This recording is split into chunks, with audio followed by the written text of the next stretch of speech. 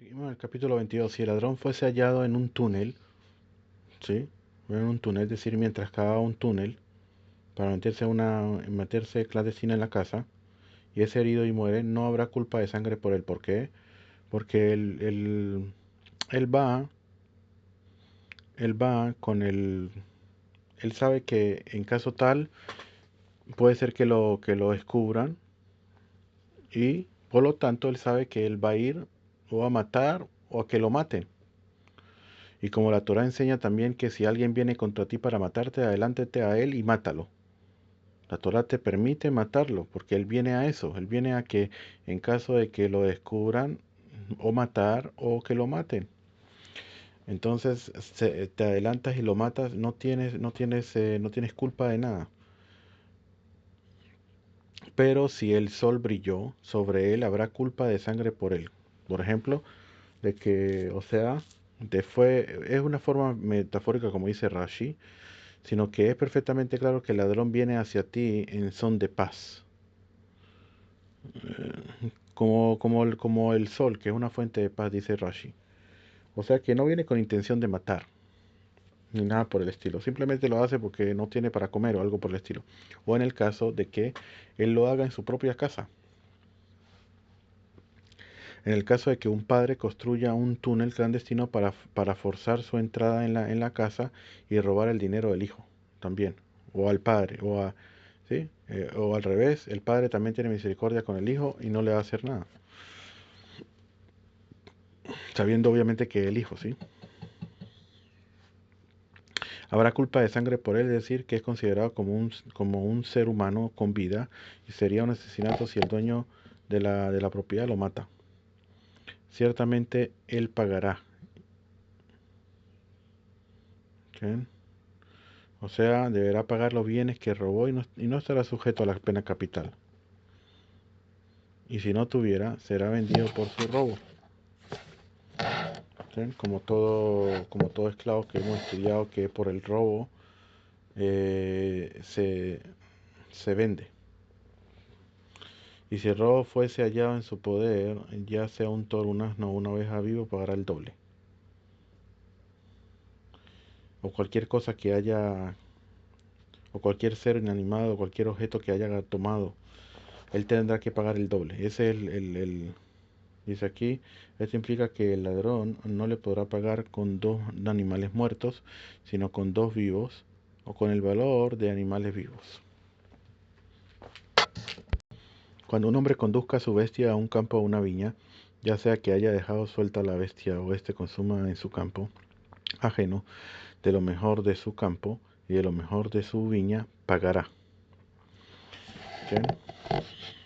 Es decir, que conduzca sus bestias en el campo o una viña de su prójimo y le cause daños a causa de esto, de que él suelta los animales y los animales van, precisamente van y se come la fruta de él. Y nuestros maestros explicaron que la frase ya sea que haya dejado suelta a su bestia, se refiere a los daños causados al hollar con las patas. Y la frase a esta consuma se refiere a los daños causados por el diente del animal que come y consume en campo ajeno. En un campo ajeno es decir, en un campo de otro hombre. En lo mejor de su campo pagará, se evalúa el daño causado y en caso de que el dueño del animal quiera pagar a la víctima el valor del daño con terreno, deberá pagarle con la mejor tierra de sus campos. Por ejemplo, si el valor del daño causado fue una cela, deberá entregar la equivalente a la cela con la tierra de mayor calidad que posea. Así pues, este versículo te enseña que con respecto a los daños de la evaluación se hace con la tierra de la mayor calidad. Si su fuego se propaga y haya espino y fuese consumida la parva o las mies o la del campo, ciertamente pagará quien haya encendido el fuego. Si un fuego propaga incluso por sí mismo, se propaga por sí mismo. O sea, no fue que porque él lo prendió y entonces después, no, sino que después se propaga.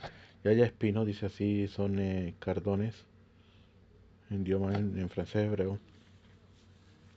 Y fuese consumida la parva, es decir, que el fuego la lamió los espinos hasta que llegó a la parva, o a las mies que estaba de pie, mientras ésta todavía estaba unida al suelo, o al campo, es decir, que arrasó con el campo arado, de tal modo que el dueño del campo tiene que ararlo por segunda vez. tendrá que pagar quien haya encendido el fuego. Es decir, que a pesar de que el fuego, de, de que, de que haya encendido el fuego dentro de su propiedad, y este se haya extendido por sí mismo por medio de espino y abrojos que encontró, aún así estará obligado a pagar los daños por no haber cuidado de que sus brasas no se convirtieran en fuego que se extendería y dañase. ¿Sí? Si un hombre entrega a su prójimo dinero u objetos para que los guarde, y fue robado de la casa de ese hombre, si el ladrón es hallado, pagará el doble. Si el ladrón no es hallado, el dueño de la casa se acercará a los jueces y declarará que no extendió su mano sobre la propiedad de su compañero. Vamos a ver solamente esta parte aquí. Y fue robado la casa del hombre según sus propias palabras. Y si el ladrón es hallado, entonces el ladrón pagará el doble al dueño del objeto robado. Si el hombre no es hallado, entonces el guardián, que es el dueño de la casa, al que se habló del versículo, irá ante los jueces. Se acerca a los jueces a fin de dirimir el juicio con el otro individuo que le entabló la demanda y jurarle que no extendió su mano contra su propiedad. Por otro, dice, sigue el del versículo, dice, por todo asunto delictivo, ya sea un toro, un asno, una oveja, una vestimenta, cualquier objeto perdido acerca del cual diga este es ante los jueces, llegará la causa de ambos y a quien los jueces hallen culpable pagarán el doble a su prójimo.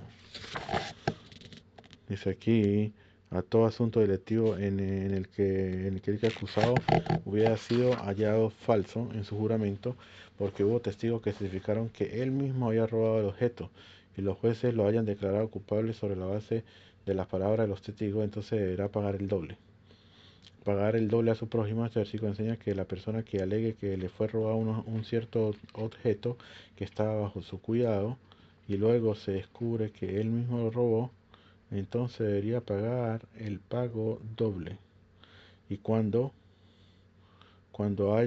haya jurado que la prenda le fue robada y después vienen testigos que afirman que él mismo la robó. Nuestro maestro interpretaron la farsa del versículo precedente, el dueño de la casa se acercará a los jueces. Del siguiente modo. Esta expresión de acercarse se refiere a un juramento. Puedo afirmar sin lugar a dudas que este acercarse significa acercarse para un juramento, o quizás solamente significa acercarse para el juicio. En este último caso, el significado sería que, puesto que vino para el juicio y negó su responsabilidad al respecto, diciendo que el objeto le fue robado, inmediatamente él se le obligaría a pagar el pago doble si es que vinieron testigos que afirmaron que la prenda está en su propiedad, aun si él lo hubiera jurado. Para descartar esta suposición, en este versículo se habla de extender la mano, y más adelante también se habla de extender la mano con la frase: habrá un juramento del Eterno entre ambos, que no extendió sus manos contra la propiedad de su prójimo. Así como más adelante se requiere un juramento, así también en este caso se requiere un juramento. Y depende de lo que haya sucedido. Si en verdad está en sus manos, tiene que pagar el doble. Si no, todos esos son juicios monetarios, depende de lo que haya sucedido.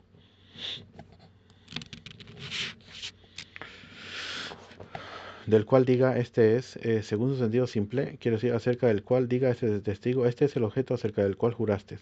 He aquí que está en tu posesión. En este caso los jueces llegarán a los gatos de ambos y ellos examinarán a los testigos. Y si los testigos son válidos, entonces sentenciarán al guardián del objeto en disputa a pagar el doble. Pero si condenan a los testigos porque se descubrió que eran testigos conspiradores, somemim, entonces los testigos iniciales pagarán el doble al guardia. ¿Sí? Todo esto depende de que haya sucedido. Si un hombre entrega a su prójimo un asno o un toro o una oveja, a cualquier animal a guardar, y éste muere, es leccionado o capturado sin que nadie le viese, un juramento del Eterno habrá entre ambos de que no extendió su mano sobre la propiedad de su prójimo, y su dueño lo aceptará y no pagará. Si le fue robado, si le fue robado, pagará su dueño. Si le fue leccionado mortalmente, entonces traerá testigos por el animal leccionado, no pagará. Aquí estamos hablando ya anteriormente también de los que se llaman los shombrim. Shombrim quiere decir personas que lo toman para que cuiden. Se le dan animal para que los cuides. Pero hay varios tipos de Shombrim. Ahí está el Shombrim Hinam, por ejemplo, que no recibe ningún plata, ningún tipo de dinero. Ahí está el Shomer, el cuidador que recibe dinero por cuidar, ¿sí? Ahí hay otros más, y cada uno tiene, los DIN son diferentes. Si dice que se lo robaron, por ejemplo, el Shomer Hinam, él no paga nada si lo robaron y no todo eso, pero tiene que jurar que él no lo agarró, no hizo nada. Fue lo que vimos anteriormente. ¿Sí? Aquí también dice que cualquier que le da animar a guardar y este muere es lesionado o capturado sin que nadie lo viese. Y vamos a ver aquí. Aquí dice, los versículos anteriores fueron anunciados con respecto al guardián que no recibe ningún pago por guardar el objeto. Eso fue lo que dijimos anteriormente. Por ello es que la Torah lo exenta de pagar el artículo que le haya sido robado, como se declara, y es robado de la casa del hombre. Si el ladrón no es hallado, entonces el dueño de la casa se aproximará a los jueces para hacer un juramento. Pero tiene que jurar que él no hizo nada en verdad, que no lo tomó para él de repente. Tiene que hacer un juramento. Te podría decir que le ayuda a juramento. Persona que lo roba y todo lo demás. Si ya lo robó, no le va a importar incluso hasta jurar en vano. Pero de por sí, dicen los sabios que en aquella época las personas tenían mucho miedo de jurar en vano, porque la de jurar en vano es jurar por el nombre del Creador. Y si la persona en verdad lo hizo, hoy va voy, recibe un castigo muy fuerte por un juramento en vano.